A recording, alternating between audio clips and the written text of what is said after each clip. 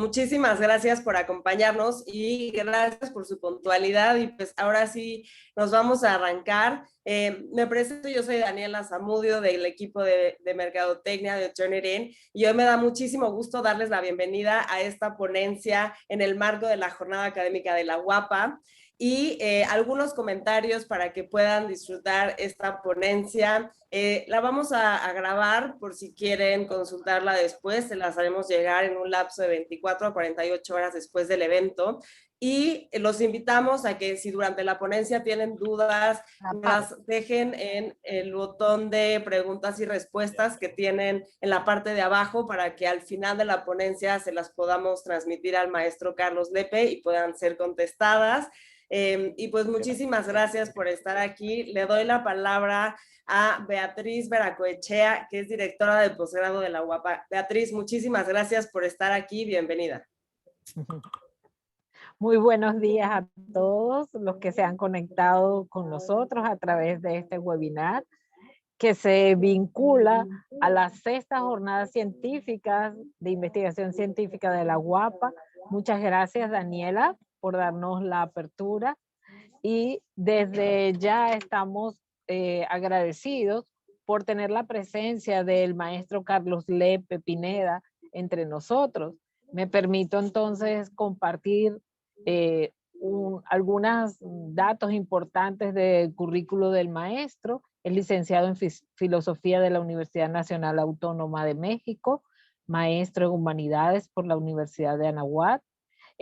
En la UNAM fue profesor de Filosofía en México, Historia de las Ideas de América Latina del siglo XIX. Posee una obra publicada en torno a la filosofía mexicana y latinoamericana, particularmente del siglo XIX y primera mitad del siglo XX, así como ha participado en numerosos eventos académicos de orden nacional e internacional. Colabora con la Universidad de Anáhuac desde el año 1997. Ha sido coordinador académico, director de humanidades y vicerrector académico. Posteriormente colaboró en la oficina corporativa de la Red de Universidades Anáhuac en México en calidad de director académico y de formación integral. Fue director de la Facultad de Humanidades, Filosofía y Letras de esta universidad y actualmente es coordinador de los proyectos estratégicos de investigación de la misma institución.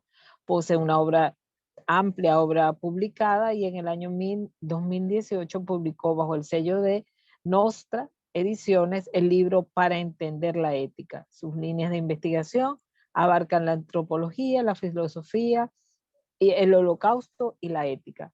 Con ustedes es un placer tener entre nosotros al maestro Carlos Lepe con Pandemia, Postpandemia y Ética de la Investigación. Muchísimas gracias, de verdad, gracias por la presentación. Agradezco a la doctora Veracoechea.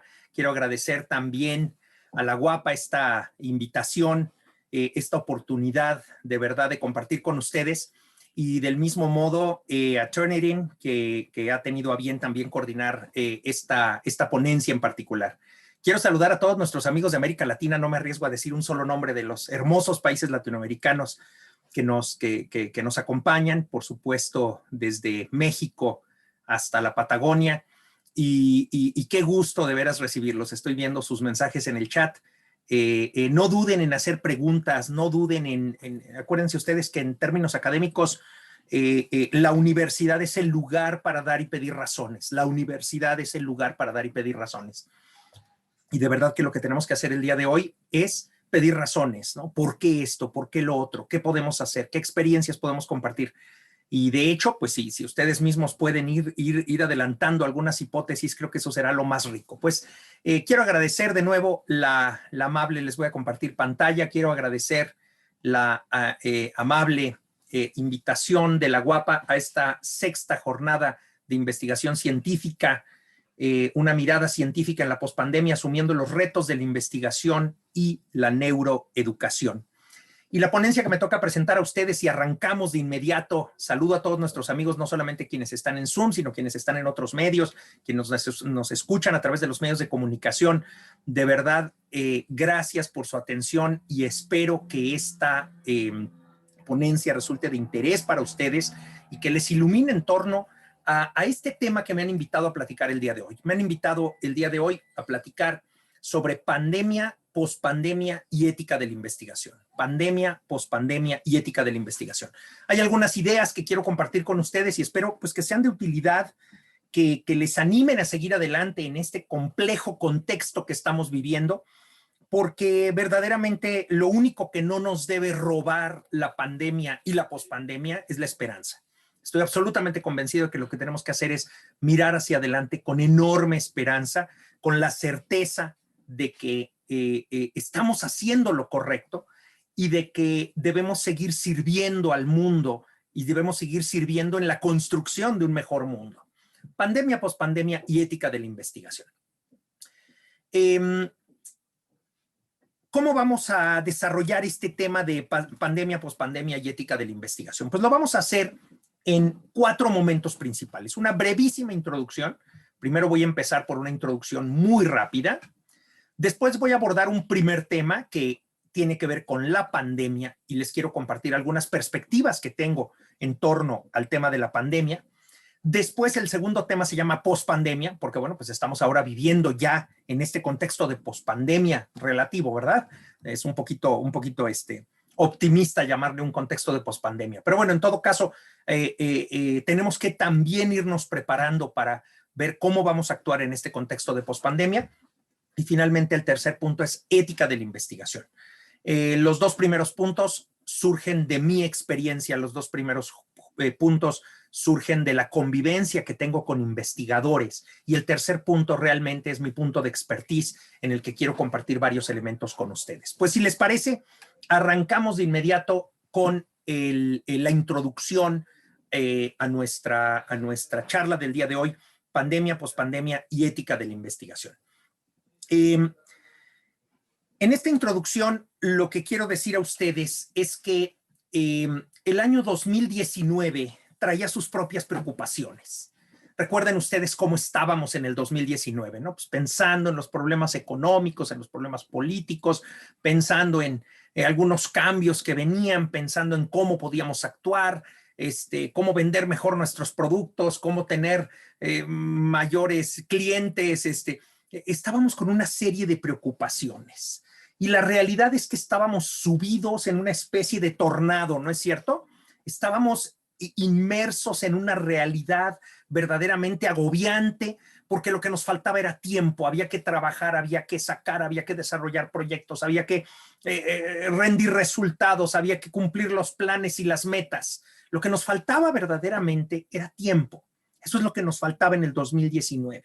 Vivíamos bajo una dinámica acelerada, exigente. Nuestra capacidad de respuesta en buena parte era limitada. ¿Por qué? Bueno, pues por eso, porque había que terminar, había que cumplir con las metas semanales, mensuales, trimestrales, semestrales, anuales.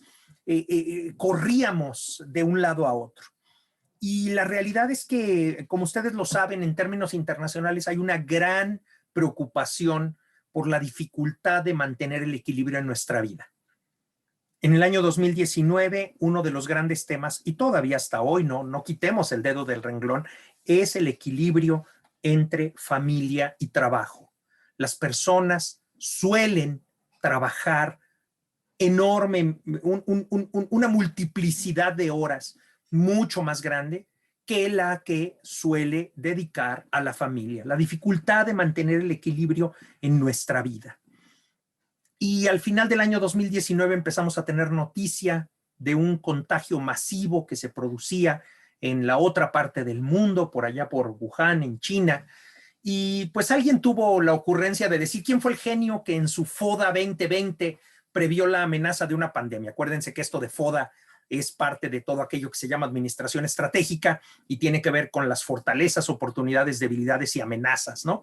¿Quién vio esa amenaza externa? ¿Quién vio la amenaza de una pandemia de cara al 2020? Pues la realidad es que nadie, ¿no? No era algo previsible, no era algo que alguien hubiera podido saber que iba a suceder. La verdad es que nadie planeó el año 2020 pensando en que llegaría una pandemia, en que se desataría una cuarentena mundial, en que nos pedirían quedarnos en casa, en que se haría el esfuerzo de mantener los servicios prioritarios, esenciales, en funcionamiento, aún con el riesgo de la salud y la vida de las personas, ¿no? Como lo decimos, nadie lo podría haber previsto.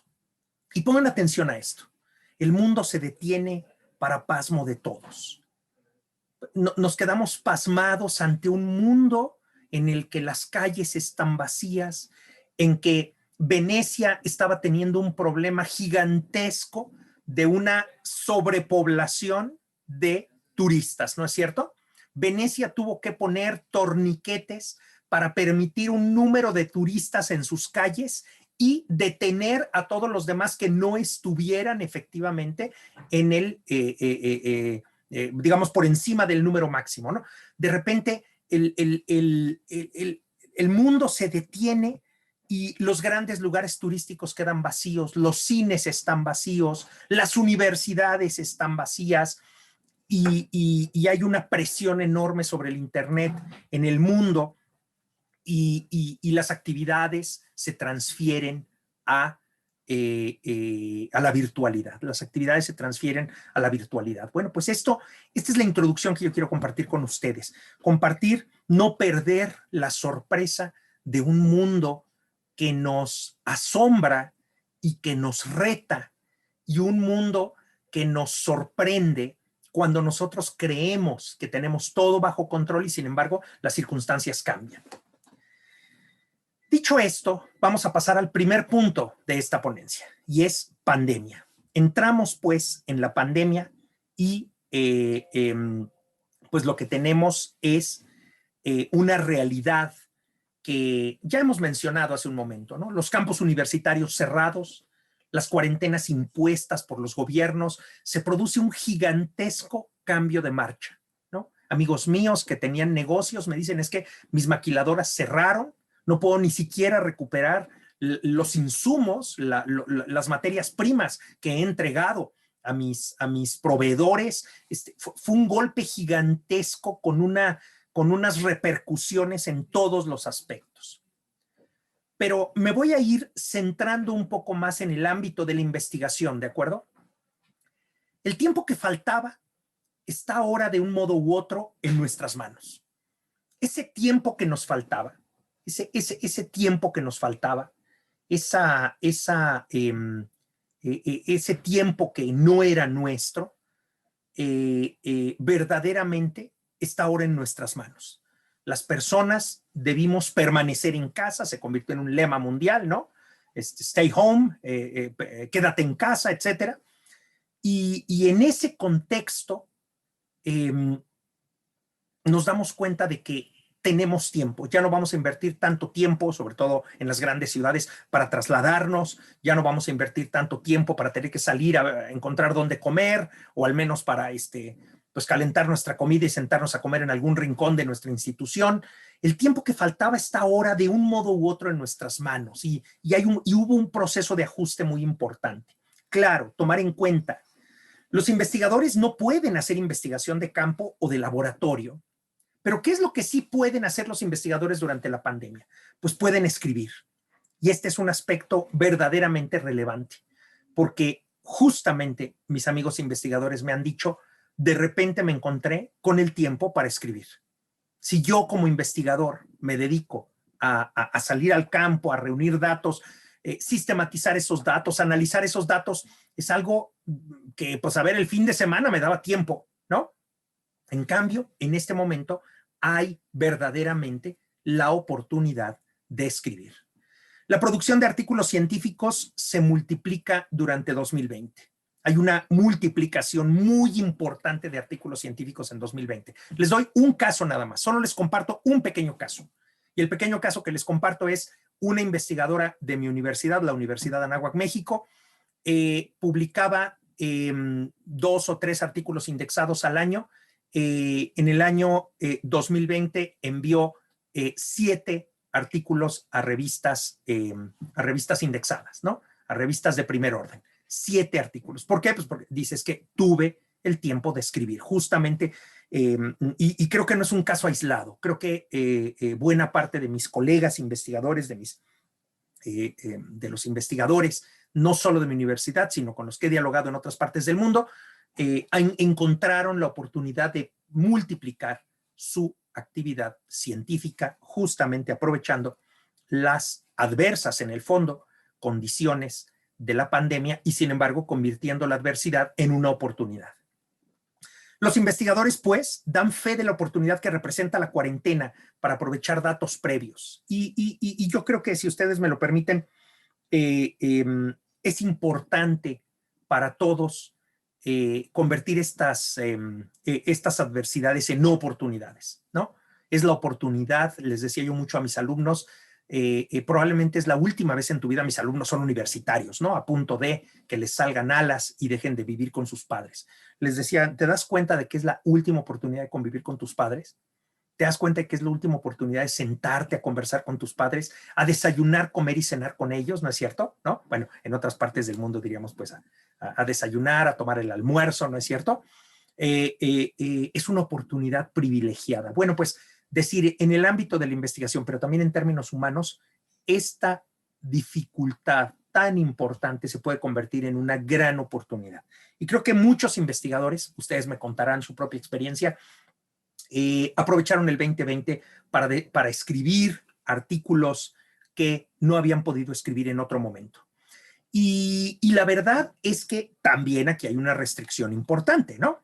Surgió toda una tendencia mundial a que los artículos que querían que fuese sobre la COVID-19. Tenía que escribirse sobre COVID-19. Y lo que querían era publicar revistas con números especiales en torno a la COVID-19.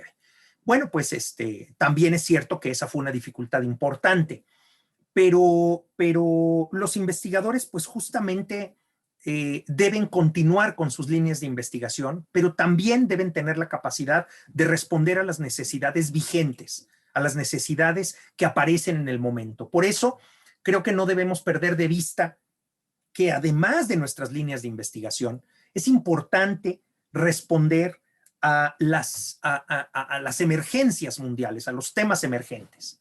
Y estamos hablando, por ejemplo, del aislamiento social. Estamos hablando del aislamiento social. Ahora mismo, antes de iniciar esta sesión, platicábamos sobre este tipo de temas, ¿no? Y no es un título honorífico ni es una broma, ¿no? Los pandemials, que son bebés que nacen justo al arranque de la pandemia y que prácticamente su aislamiento social ha sido total, ¿no? Bebitos que hoy día tienen un año y medio, algunos quizás 2 años, y sin embargo en esos 2 años de vida, sus contactos, su socialización, la sociabilidad que han experimentado es sumamente limitada. Y por supuesto la depresión y otras enfermedades psiquiátricas. Hay muchas personas a quienes el aislamiento no les ayuda a desarrollarse como personas y por tanto ya se les hace eterno, ya no se ve luz al final del túnel, ¿no es cierto? La depresión y otras enfermedades psiquiátricas importantes que pueden aparecer en este mismo contexto y que pueden ser objeto de estudio. He visto multiplicarse también las investigaciones en torno a la educación a distancia. Eventos como el que estamos ahora, eventos como el que nos convoca el día de hoy, miren, probablemente lo podríamos haber hecho en el campus de una universidad en algún lugar de América Latina. Y para ello, pues yo habría tenido que tomar un avión, ir a ese país, comer la deliciosa comida de ese país, traerme un plato de recuerdo para colgarlo en nuestra pared honorífica aquí en casa. Pero pues habría hablado yo frente a 30, 40, 50 personas, 100 personas, no lo sé, ¿no? En este momento la realidad es que podemos estar reunidos varios cientos de nosotros escuchándonos y eso también tiene sus ventajas. La realidad es que no debemos perder la enorme experiencia que ha representado la pandemia para los medios digitales, sin dejar de mencionar cómo la UAPA tiene un enorme prestigio y una enorme experiencia en este tema también de la virtualidad. La efectividad de los profesores, a ver, ¿qué tan fácil ha sido para los profesores adaptarse a las nuevas condiciones de enseñanza? Ese es otro tema de investigación también sumamente importante. Y no solamente los temas, digamos, pedagógicos, no solamente los temas psicológicos, sino también los temas sociológicos, la vulnerabilidad, la pobreza, la migración y el COVID. la violencia, cómo ha surgido en nuestros países nuevas formas de narcotráfico y de delincuencia en torno al contexto del COVID. Bueno, pues la pandemia ha sido un reto, pero también ha sido una oportunidad. El reto, ciertamente, de un cambio de marcha mundial. Ha sido un cambio de marcha mundial excepcionalmente relevante para muchos verdaderamente trágico y doloroso, y no debemos minimizar ello. Pero también la oportunidad para muchos, especialmente para los académicos, para los investigadores, de trabajar desde casa y desarrollar una producción científica como no ha sido posible en años previos. Bueno, pues esto es lo que quiero decir sobre la pandemia. Y ahora quiero decir unas palabras sobre la pospandemia. Y en torno a la pospandemia, pasemos al segundo tema que quiero abordar con ustedes, que es la pospandemia. En torno al segundo tema, decirles que la pospandemia en ciernes, porque a ver, no tenemos que ser de tal modo optimistas que pensemos que pues esto ya se acabó, ¿no? La realidad es que no ha terminado, esta realidad no ha terminado, es una realidad que nos reta, que nos convoca, y todavía requiere mucho trabajo y mucha solidaridad y mucha responsabilidad de cada uno de nosotros. La pospandemia en ciernes que estamos viviendo trae esperanzas y riesgos, porque a ver, nos urge volver a la normalidad. A mí me urge sentarme a comer con mis compañeros de trabajo, me urge ver a mis alumnos, mirarlos a los ojos, ¿no? No ver solamente los cuadritos negros porque a veces tienen problemas de conectividad. Aspiramos a volver pronto a una relativa normalidad, al trabajo en equipo, a la posibilidad de reencontrarnos presencialmente, a los viajes, a los eventos, a los congresos in situ. Eso queremos, de verdad lo queremos. Y bueno, en septiembre próximo la Federación Internacional de Universidades Católicas ya tiene un evento presencial en Roma. Estaba leyendo de un evento en noviembre en Florida, que también va a convocar a cientos de personas. Bueno, estamos haciendo la prueba de a ver cómo resulta ir volviendo a la presencialidad. Pero la verdad es que probablemente son esfuerzos un poco prematuros,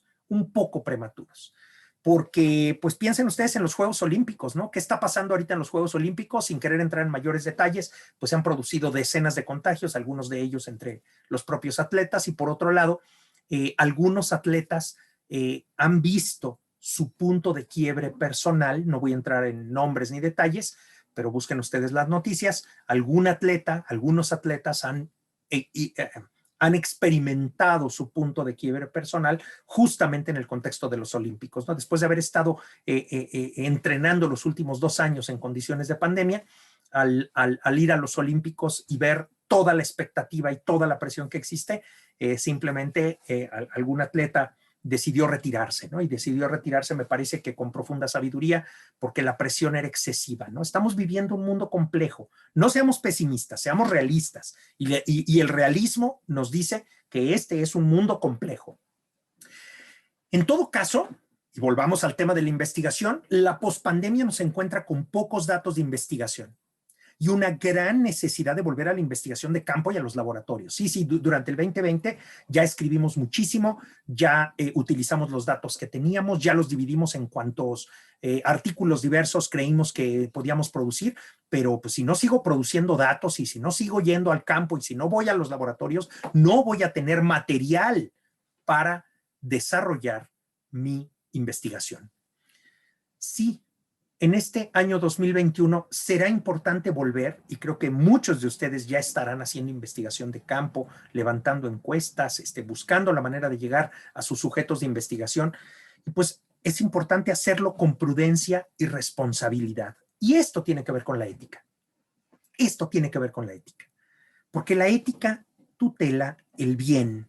La ética tutela el bien y tutela particularmente el bien de la persona, el bien de la persona humana.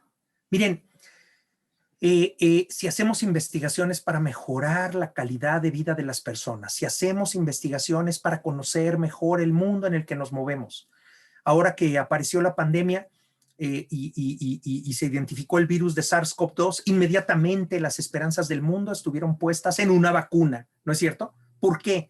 Porque lo que hacemos lo hacemos para mejorar la vida humana. efectivamente hay un término muy importante en ética que se llama el bien intrínseco. Fíjense bien en esto, ¿eh? Toda disciplina tiene algo que se llama el bien intrínseco. Y el bien intrínseco es justamente ese bien que tutela la disciplina.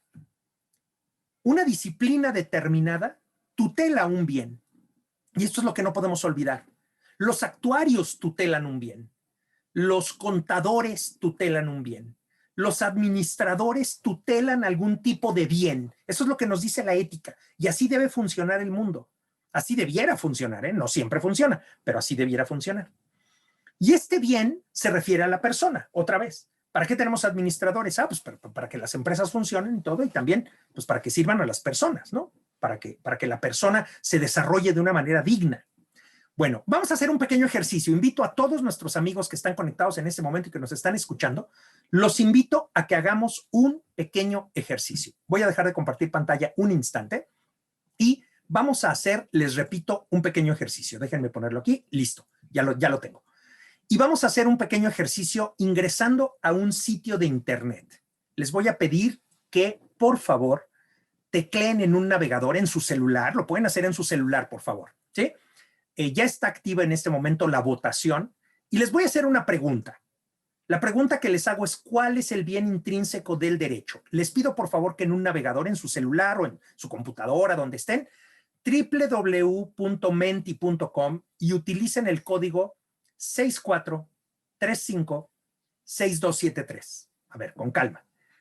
www.menti.com, ¿de acuerdo? A través de cualquier navegador, www.menti, como si fuera mentiroso, ¿no? Menti.com. No para que mientan, digan la verdad, por favor. www.menti.com y van a utilizar el código 64356273. ¿De acuerdo? 64356273. Y la pregunta es, ¿cuál es el bien intrínseco del derecho? A ver, ¿cuál es el bien que tutela el derecho? ¿Cuál es el bien que tutela el derecho? ¿Cuál es el bien propio que tutela el derecho? Ya tenemos dos respuestas, pero espero que sean muchas más. Los animo a poner una palabra o los animo a poner varias palabras. Lo que ustedes quieran, escriban lo que ustedes consideren que deben escribir. Cuanto más breve, mejor, ¿de acuerdo? Y vamos a hacer una especie de nube de palabras. www.menti.com y utilicen el código 64356273. Repito, 64356273. ¿De acuerdo? Muy bien. Pues vamos a dar un minutito. Vamos a hacer 3 ejercicios de esta clase, así que quédense en Menti. Aunque ya hayan votado y ya se les cerró la votación, quédense en Menti porque con la misma clave vamos a realizar otra votación en un instante más. Ahorita llevamos 33 votos hasta este momento. Vamos a esperar un poquito más, quizás a ver si pasamos de 50. Igual esperamos un poco más. Pero vean ustedes las respuestas, ¿no? Sobre todo para quien está conectado en línea, vean ustedes las respuestas. Relaciones jurídicas, imparcialidad, bienestar, respeto al ser humano, normas legales. Eso es lo que han escrito ustedes y me encanta leerlos. Gracias por su participación. Repito, www.menti.com y utilizan el código 64356273. ¿Ok? Perfecto. Esperamos sus comentarios, sus votaciones y, por ejemplo, alguien dice normas legales, aplicar la ley justamente, qué bonito, el respeto, proteger, protección, defender. Vean las nociones, ¿no? No he leído todavía las más importantes, las más relevantes. Vamos a esperar a tener 60 votos y comienzo pues a redondear esta actividad. Pero de verdad me da mucho gusto recibir sus aportaciones. www.menti.com y utilicen el código 64356273. Pues miren, a ver, voy a comentar de esta primera votación. Quédense listos para votar la segunda, Lo vamos a hacer más rápido la segunda. Los dos conceptos que están al centro son justicia. justicia, la justicia. Después se habla de dignidad, honestidad, respeto, equidad, bien común, justicia social, bienes materiales, propiedad, protección, proteger, respeto del ser humano. Pero los conceptos centrales, perdón, los conceptos centrales son justicia, la justicia, dignidad, honestidad, pero sobre todo justicia. Tienen ustedes toda la razón. Tienen ustedes toda la razón. El bien intrínseco del derecho es la justicia. Y cuando la justicia, cuando el derecho se olvida de la justicia, deja de ser derecho. Dice alguno de ustedes que tiene que aplicar la ley justamente, porque a veces podemos aplicar la ley, pero puede ser una gran injusticia. Saben que eso le llamaban los griegos epikeia. O sea, ir en contra de la letra de la ley para preservar el espíritu de la ley. Bueno, el gran valor, el bien intrínseco que tiene que cuidar y proteger el derecho es la justicia. Ahora permítanme, por favor. Vamos a pasar a la segunda pregunta, que es esta. La segunda pregunta es, ¿cuál es el bien intrínseco de la medicina? Ahora sí, les voy a dar apenas 1 minuto y medio para que pongan sus respuestas. Ya abrimos la votación. www.menti.com 6435-6273. Así que ahora sí ya nos estamos entendiendo mejor. Aquí vamos, aquí vamos.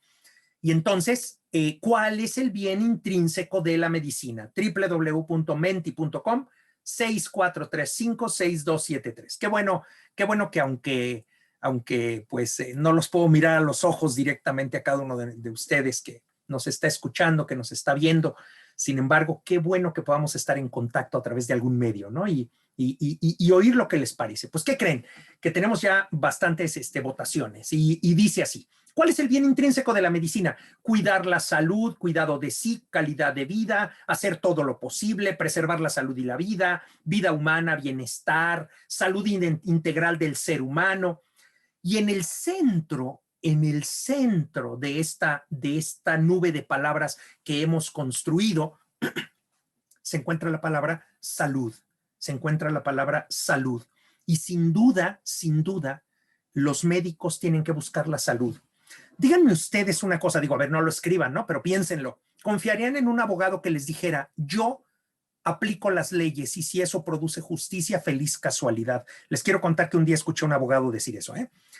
Afortunadamente era un abogado del planeta Júpiter, así que no se preocupen, no está en el planeta Tierra. Pero decía este abogado, yo aplico leyes y si eso produce justicia, feliz casualidad. Imagínense ustedes que eso fuera cierto, ¿no? Imagínense ustedes un médico que dijera, yo aplico protocolos médicos y si eso produce salud, feliz casualidad. No, señor. Usted tiene que tutelar el bien intrínseco de su profesión. Por eso estamos llamados a ser éticos. No estamos llamados a ser éticos pues para ser infelices, para estar llorando todo el día. No. La ética es una manera de realizar de manera plena nuestra vida y también nuestra actividad profesional. Gracias por todas sus participaciones, muchísimas gracias. Me ha encantado hacer este ejercicio con ustedes, pero ahora vamos a la pregunta nuclear. A ver qué opinan, ¿eh? Estén listos. Y la pregunta nuclear que les quiero hacer el día de hoy es esta. ¿Cuál es el bien intrínseco de la investigación? Esta respuesta me interesa casi más que las anteriores. www.menti.com 6435-6273. ¿Cuál es el bien intrínseco de la investigación? A ver, ¿cuál es el bien que tutela la investigación? O sea, ¿para qué hacemos investigación, señores? ¿Para qué hacemos investigación? ¿Hacemos investigación pues, para que me citen? ¿Para eso lo hago? A ver, la citación es importante, pero no se equivoquen. ¿Hacemos investigación para que me publiquen? Bueno, pues que si no me publicaran, pues nadie conocería lo que yo estoy investigando. Que me publiquen es importante. Pero ¿cuál es el bien intrínseco de la profesión? Perdón. ¿Cuál es el bien intrínseco de la investigación?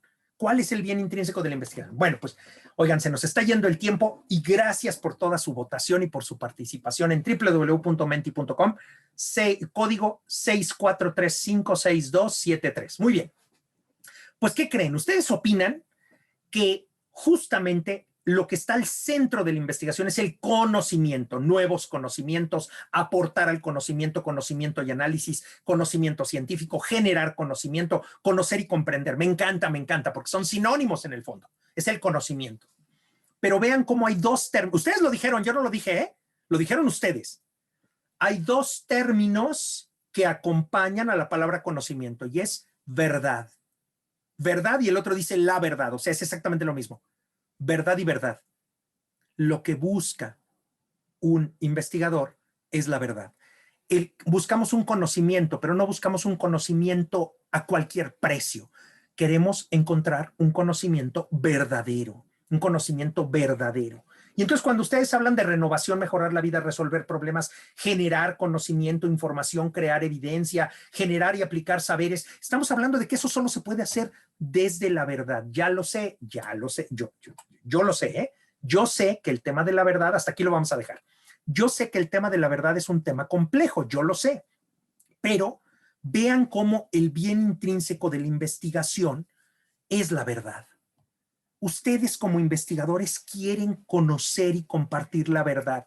A veces nos puede ganar la tentación de escribir algo no solo verdadero, sino novedoso, ¿no? No, el bien intrínseco de la investigación en la verdad es la verdad. Y dicen los clásicos que la verdad es la adecuación entre la mente y la realidad. Eso es conocer la realidad. Que lo que mi mente afirme sobre la realidad sea así en la realidad. Es que ese es el punto, ¿no? Que la vacuna que yo estoy diseñando verdaderamente proteja contra el SARS-CoV-2. Si después yo digo, no, pues es que mi verdad era que sí protegía, pero pues ya vi que a los demás no los protege. No, señor, así no se investiga. Se investiga de cara a la realidad. Por eso los clásicos dicen que la verdad es la adecuación entre la mente y la realidad. Y la ética de la investigación propone una gran fidelidad a la realidad. ¿Y qué quiere decir fidelidad a la realidad?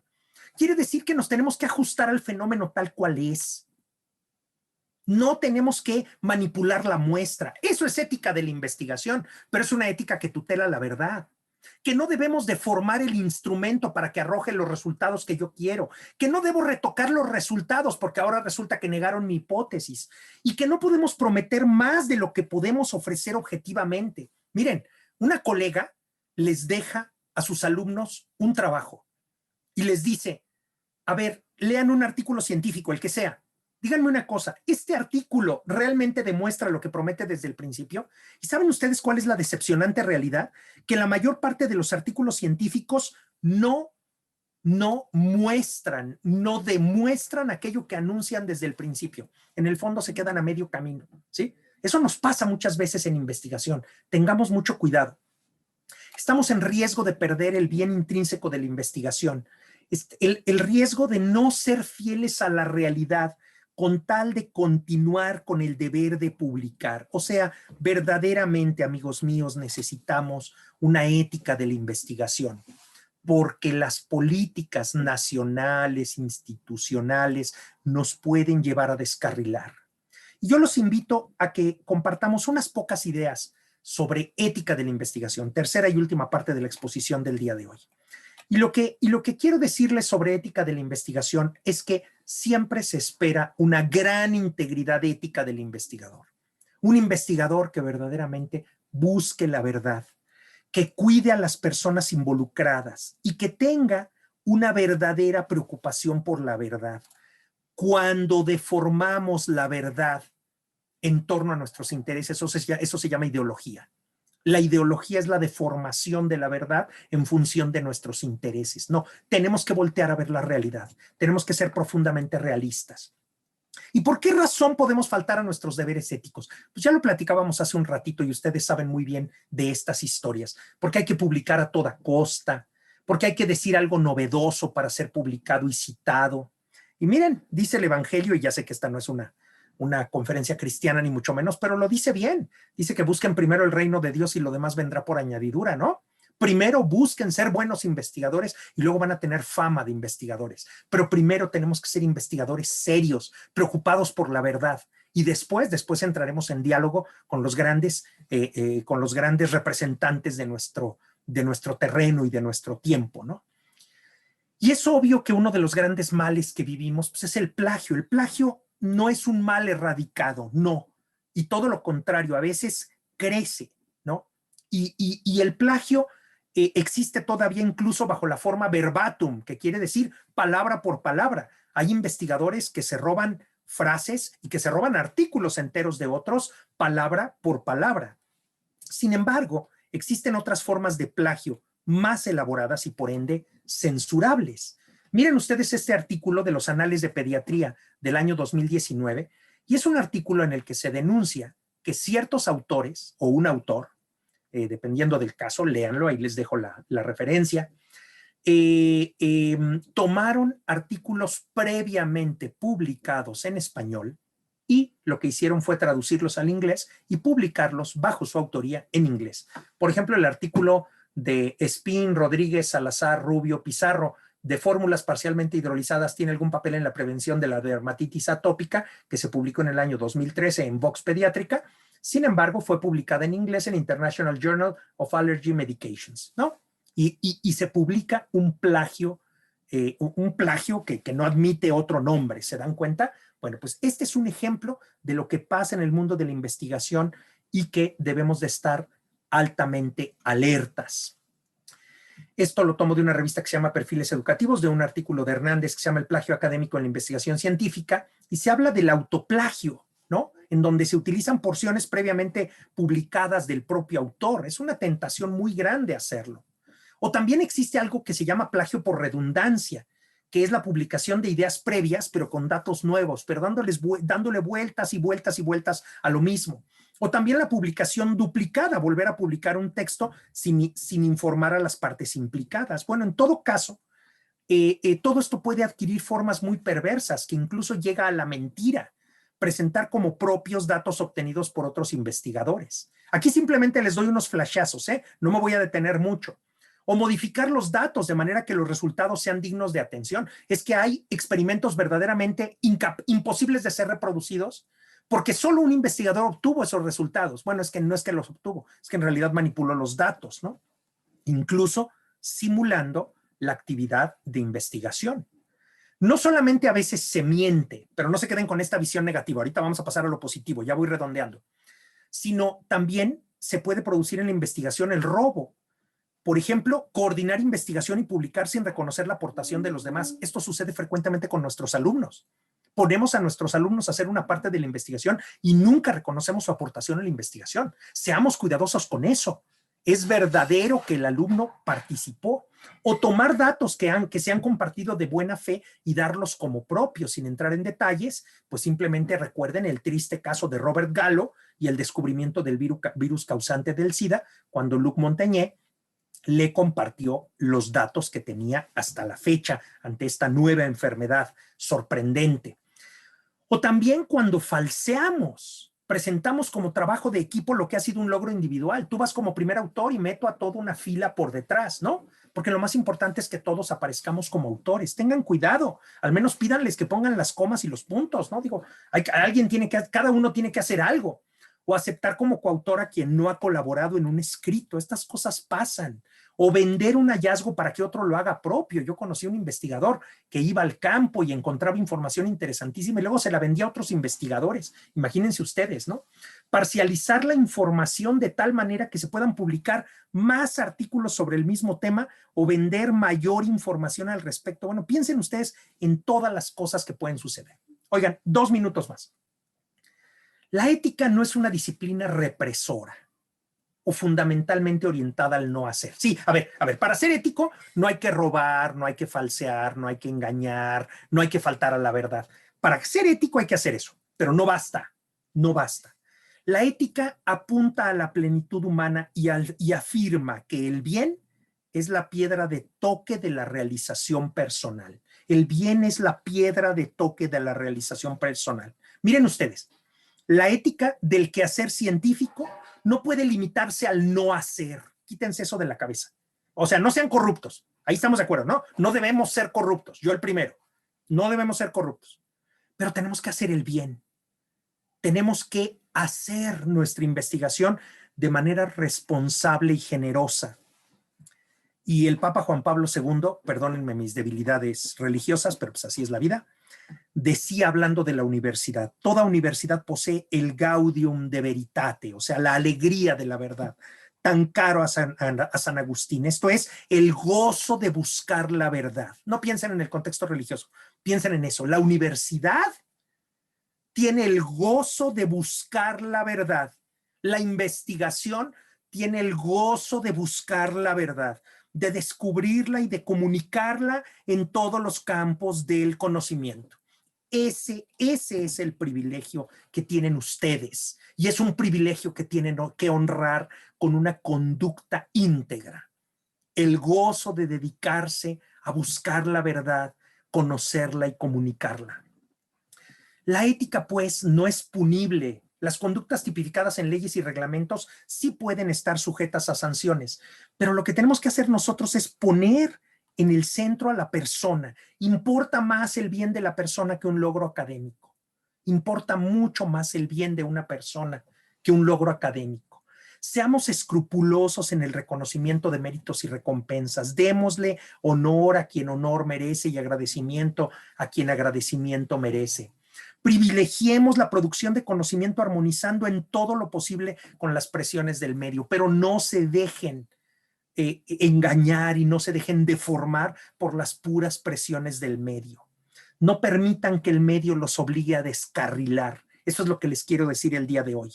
En ocasiones, las diversas normas y compromisos nos quieren obligar a no hacer lo correcto y a dedicar poco tiempo a lo esencial. No hagan eso, no hagan eso. ¿Qué debemos hacer entonces? Y con esto termino. Debemos crear un ambiente de trabajo ético. Ojalá sus laboratorios, sus espacios de investigación, sus amistades académicas sean un ambiente ético de trabajo. Hay que conformar comunidades creativas y positivas en las que prive una opción fundamental por la persona humana, por el bien y por la rectitud ética. Y antes que castigar, orientar. Antes que reprimir, ayudar. Antes que juzgar, escuchar y entender. Ser verdaderamente éticos en nuestro contexto de pospandemia y en el ámbito de la investigación. Con esto concluyo. Muchas gracias. Maestro Carlos, muchísimas gracias por esta extraordinaria ponencia. Creo que muchos comentarios de reconocimiento de esta valiosa información que nos ha presentado, de verdad, muchísimas gracias. Y para poder terminar esta ponencia, yo me quedo mucho con esta parte que dijo que primero hay que buscar ser mejores investigadores y lo demás vendrá por añadidura. Quisiera darle la palabra a Daniel Flores del equipo de Turnitin, que nos puede contar un poco más qué herramientas hay allá afuera que nos permite ser mejores investigadores echando mano de la tecnología en este mundo virtual. Daniel, bienvenido. Perfecto, muchas gracias Daniela y muchas gracias al maestro Carlos. No podría agregar nada más, ha sido verdaderamente 360 redondo. Entonces aquí muy rápido, la verdad es que esta intervención va a ser realmente corta. La idea de esto es pues hacerles saber cuál es esta mancuerna que hemos encontrado con universidades como la Universidad de Anáhuac, que es a la que representa el maestro Carlos, la UAPA, que está brindando pues este espacio, ¿no? Precisamente justo en el ámbito de la investigación. Pues ahí el maestro Carlos mencionó unos ejemplos muy importantes, cómo darnos cuenta de si estamos tomando información que ya fue publicada, cómo darnos cuenta de que no estamos repitiendo algo más sin dar el debido mérito o crédito, porque algo que siempre mencionamos es no es incorrecto ir al internet, no es incorrecto apoyarnos de otras investigaciones. Lo que es incorrecto es, bueno, decir que es nuestro, ¿no? Que es una creación auténtica. Entonces, Turnitin trabaja con 3 bases de datos muy importantes que son el núcleo de lo que hacemos y que les ayuda a los usuarios, ya sean investigadores, ya sean profesores, inclusive estudiantes, ¿no? A saber exactamente cuál es la porción original y cuál es la porción no original de lo que escriben. Esas 3 bases de datos se dividen en otros trabajos de estudiantes, archivos de internet, o sea, páginas de internet. Y el tercero, que es el que me quiero enfocar un poquito más debido al contexto de esta conversación, es las publicaciones académicas, ¿no? Que es como esta parte que tiene un nivel un poco más relevante, ¿no? En este sentido, en donde esta base de datos, pues, acumula o tiene dentro de sí alrededor de 82 millones de artículos de suscripción, que es esto a lo que pagas para tener acceso, ¿no? Y que dentro de esto también se encuentra el 95% de las 10,000 revistas académicas más prestigiosas que existen en el mundo, sin dejar de lado los journals como Springer, como Elsevier, como Crossref, como ya lo mencioné, 47,000 revistas, 82 millones de artículos, de tal manera que ustedes o los usuarios, cuando están haciendo una revisión de similitud, pueden tener total certeza de que una vez revisado el documento, pueden ir a publicarlo y no van a tener sorpresas más adelante en el camino, ¿no? Tomando en cuenta pues un correcto análisis de los resultados. Ahora, si alguien por ahí se pregunta, bueno, ¿quiénes usan herramientas como esta, como Turnitin, aparte de la UAPA, de la Universidad de Anáhuac? Pues aquí hay otros ejemplos, además que somos, pues la comunidad son 15,000 instituciones alrededor del mundo. Me encantó ver que en esta conversación, en esta charla, hay gente de Punta del Este, de Río Gallegos, y gente de Gómez Palacio, por ejemplo, en Durango, de lugares tan distantes uno del otro, del Caribe, de Centroamérica, y la verdad es que aunque todos tenemos una manera quizá distinta de abordar todos estos temas, he estado viendo los comentarios, yo creo que lo que nos une es el compromiso por realmente hacer investigaciones de calidad y sobre todo el compromiso de entregar cuestiones originales, hacerlo con honestidad, evitar el plagio a toda costa y también pasar esto, ¿no? a nuestros estudiantes en caso de que aquí haya algún profesor que también de clase. Y una de las cosas que también nos ayudan estas herramientas es precisamente no solamente a ser como punitivos o dar un sentido de alarma a estos resultados, sino crear un espacio que nos permita formar a las nuevas generaciones, formar a los próximos investigadores, formar a los próximos doctores, a los próximos maestros, explicándoles y hablando con ellos acerca de los diferentes tipos de plagio, lo importante que es promover el respeto a la propiedad intelectual, y sobre todo ir practicando para mejorar las habilidades de escritura de los estudiantes. También pues identificar pues todo este tema de cuáles son las fortalezas, dónde estamos parados en este momento. Como ustedes saben, hay muchísimas universidades que en los procesos de admisión de los estudiantes les piden escribir ensayos. Entonces, en la vida se van a ir enfrentando, y sobre todo en la vida académica, con este tipo de retos. Entonces, qué mejor que contar con una herramienta que les permita irse fortaleciendo en estos aspectos, no solamente con el reporte de similitud, sino también con herramientas, como ya lo mencioné, formativas, que les permitan identificar qué es lo que deben de mejorar, qué es lo que deben de mantener y hacia dónde van, ¿no? Entonces, con esto doy por concluida esta parte. No sé si hay, yo creo que en el chat tenemos algunas preguntas. Si alguien más quisiera tomar la oportunidad para escribir alguna otra, con todo gusto se las contestamos. Daniela. Muchas gracias, Daniel, por también esta valiosa intervención. Y sí tenemos un par de preguntas. Por el tiempo nos vamos a limitar a algunas, aunque les reitero que esta grabación la recibirán por correo al que se registraron en un lapso de 24 a 48 horas. Maestro Lepe, nos preguntan ¿cómo se forma la integridad ética y si es un elemento presente en la formación de investigadores, especialmente en doctorados, en su experiencia? Muchísimas gracias. Bueno, voy a responder muy brevemente para a ver si alcanzamos un poquito más de preguntas, porque ya vi que hay varias, pero ¿cómo se forma éticamente? A ver, yo creo que se forma por ósmosis, perdón que lo diga, ¿eh? Los cursos de ética no suelen tener demasiada eficacia porque se convierten en cursos de discusión, de diálogo, de dilemas, y cuando uno llega a tener una situación ética en la vida, no tiene una idea de cómo resolverla. Entonces, lo que les quiero decir es, creo que lo que hay que hacer es hacer una opción ética en la vida, buscar elementos que nos permitan tomar decisiones éticas en los más diversos contextos y dar testimonio a los demás. Entonces, ¿cómo me puedo formar yo éticamente? Pues hay que buscar una persona que sea suficientemente ética y con la que pueda platicar del tema, ¿no? Sin que sea un anuncio del patrocinador. En 2018 escribió un librito que se llama Para entender la ética, y justamente quiere eso, ofrecer algunos elementos de decisión ética que puedan iluminar la vida de las personas. ¿Se forma suficientemente en ética a los investigadores de doctorado? Estoy convencido de que no.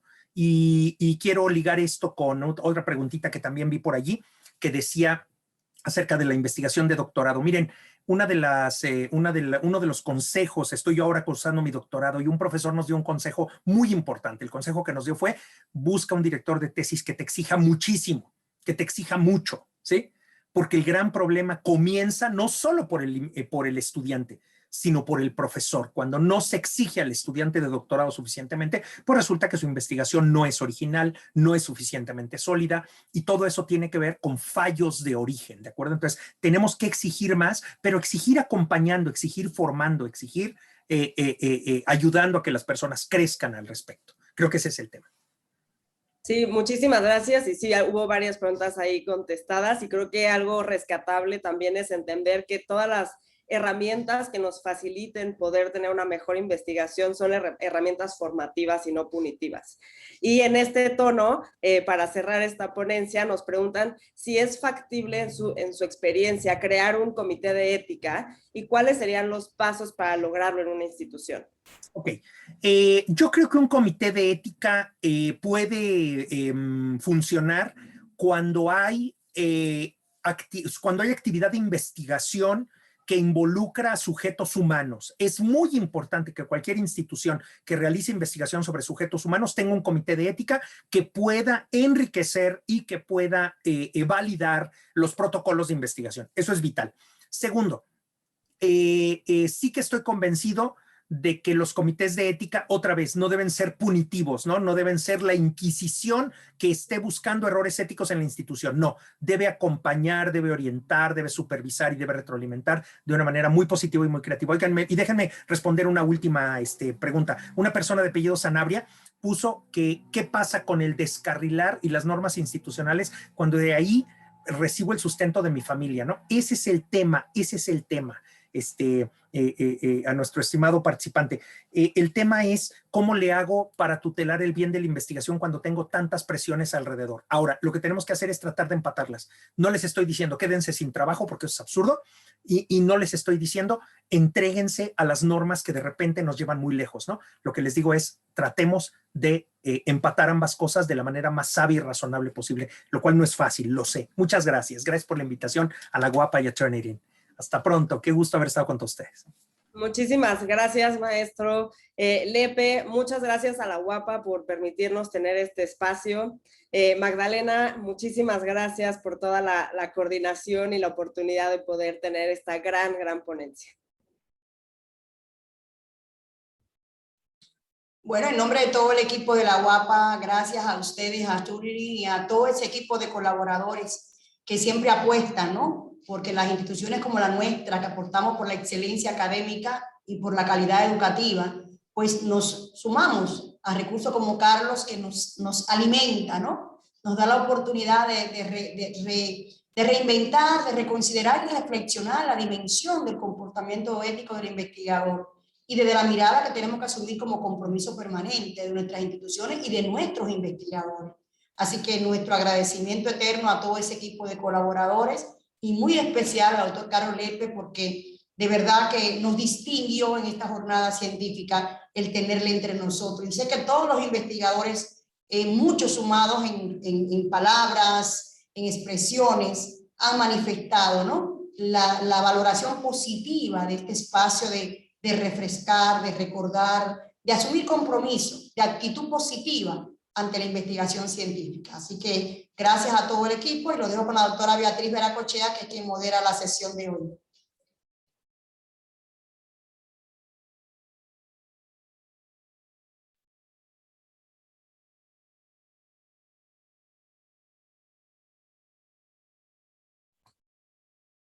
Bueno, pues muchísimas gracias por acompañarnos una vez más y nos vemos pronto. Gracias, Guapa, gracias, maestro Lepe, y nos estamos viendo en el siguiente webinar. Hasta luego.